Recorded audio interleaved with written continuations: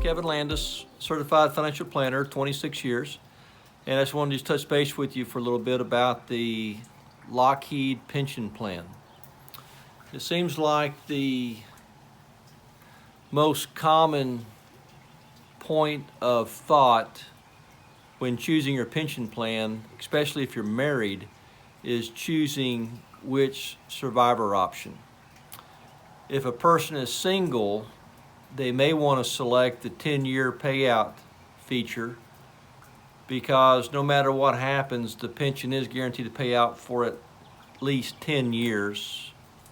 The 10 years will begin from the date that you start collecting the pension. For married people, there's a couple of considerations for the survivor option. If both spouses are relatively the same age and both healthy, there could be some decisions between the 100% survivor option or the 75% survivor option. That would be the most common between married couples in that situation. Health concerns go into the pension calculation, which survivorship option to choose, because if, let's say, the Lockheed employee is not healthy, but the spouse is, I think the 100% survivor option would be a very viable way to go. Let's assume the Lockheed employee is in great health and the spouse is not in very good health. You really have to do some soul searching and determine the best option, because if the retired Lockheed employee survives his or her spouse, they could be paying a benefit that they'd never get to use. Lockheed has alleviated some of that concern by putting in a 5-year and a 10-year pop-up feature. What that means, if the spouse dies within 5 years or within 10 years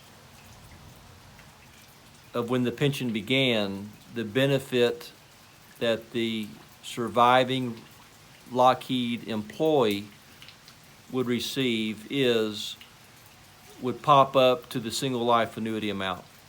So that way you're not paying for a benefit that you never use. So single people, probably a 10-year payout, guaranteed payout. In that residual can go to whoever you choose. Married couples, age is a factor, health is a factor. So those are some of the basic concerns that I've seen over the last 26 years with the Lockheed pension and other pensioners as well, of which survivor option to choose.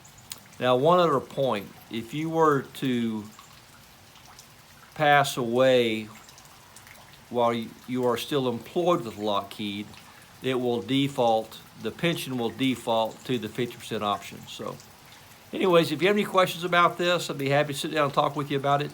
But there's 3 legs of income usually at retirement. 1 is pension, 2 is Social Security, and the 3rd is your personal savings. And we can also help you figure out some good strategies for that 3rd leg of personal savings, of how to turn that into income at retirement. There's several ways we can do that, but we want to explore all those options and kind of let the math speak for itself. So anyways, I'm glad you stopped by. Thanks for listening. Have a great day.